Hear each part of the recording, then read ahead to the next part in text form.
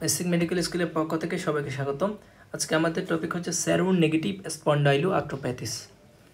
চারটা ডিজিজকে একত্রে বলা হয় seronegative spondyloarthropathies. Ankylosing spondylitis, psoriatic arthritis, reactive arthritis, এর সাথে রিটার সিনড্রোমও বলা হয় অনেক সময়। এন্টারোপ্যাথিক আর্থ্রাইটিস এন্টারোপ্যাথিক আর্থ্রাইটিস মানে জিআইটি রিলেটেড ব্যাপারটা। সো এটার সাথে অ্যাসোসিয়েশন থাকতে পারে inflammatory bowel disease. So 4 spectrum of disease একসাথে বলা হয় সেরোনেগেটিভ স্পন্ডাইলোআর্থ্রোপ্যাথিস।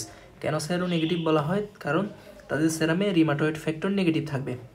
এই চারটা ডিজিজের একসাথে কমন কিছু ফিচার থাকবে। কি ফিচার থাকবে? 1 নাম্বার হচ্ছে রিমাটয়েড ফ্যাক্টর নেগেটিভ থাকবে। 2 নাম্বার হচ্ছে HLA-B27 পজিটিভ থাকবে চারটা ডিজিজের ক্ষেত্রে। 3 নাম্বার হচ্ছে কিছু আমরা দিয়ে মনে রাখবে এগুলো। আমরা যেহেতু উপর থেকে নিচে আসি, আমাদের চোখে কি হবে? অ্যান্টেরিয়র ইউভাইটিস, চোখে সমস্যা হবে।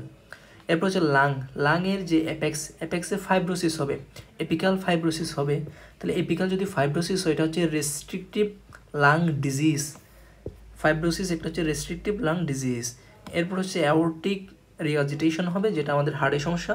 হার্টে দুটো জিনিস হচ্ছে, একটা হচ্ছে অ্যাওর্টিক রিগার্জিটেশন, 2 নম্বর হচ্ছে অ্যাবিনোডাল ব্লক হবে।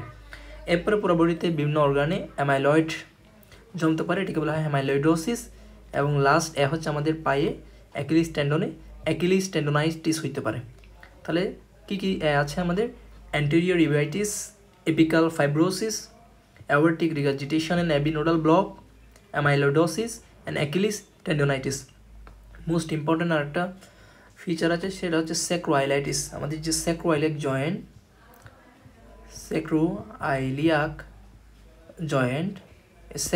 জয়েন্টে ইনফ্ল্যামেশন হবে, এটাকে বলা হয় স্যাক্রোআইলাইটিস।